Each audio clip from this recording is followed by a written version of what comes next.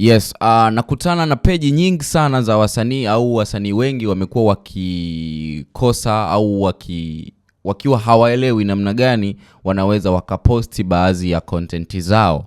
Yani wanaposti vitu dhaifu, wanaposti tu wakiamka wanaposti. Hebu imagine mtu ni msanii alafu ukiangalia peji yake unakuta imejaa memes, imejaa clip za vichekesho, yani imejaa vitu ambavyo yani ukiingia unashindwa kuelewa huyu ni msanii ama ni nini. Yani unakuwa unashindwa kuelewa. Kwa hiyo wewe kama msanii ambaye au kama mtu yeyote ambaye una talent, kitu cha kwanza ambacho unatakiwa kuzingatia ni nini unachokiposti kwenye social media zako. Hicho ni kitu cha kwanza. So ukishajua unaposti nini na unafanya nini, hautakiwi kutoka humo. Unaona, hauzuiliwi kuposti sijui baadhi ya vitu vingine, lakini hakikisha hicho kitu unachokiposti kinaendana na kipaji chako ambacho unakifanya. Sio tu umeamka leo, wewe ni labda ni msanii tuseme. Let's say wewe ni msanii.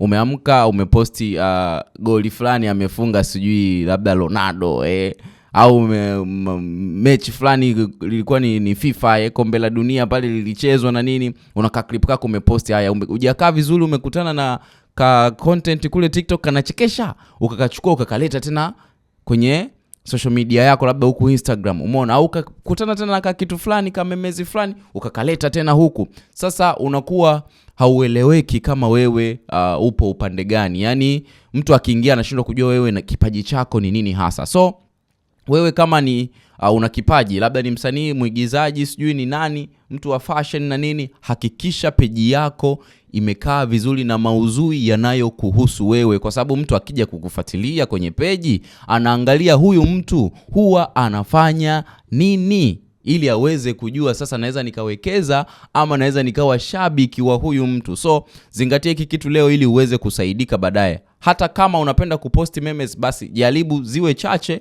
lakini zikiwa sio tu kuwa chache, lakini ziendane. Mfano kama umeachia nyimbo yako wewe msanii, umeposti memes, ile memes itengenezee challenge ya kuonekana umefanya challenge ya nyimbo yako. Sijui unanielewa vizuri? So hakikisha unafanya hivi vitu ili mtu akipita kwenye page yako aone uko professional zaidi na kitu ambacho unakifanya. Yes, mimi naitwa Mr. Face. Usiache kunifuatilia Instagram, TikTok pamoja na Facebook. And that was my time.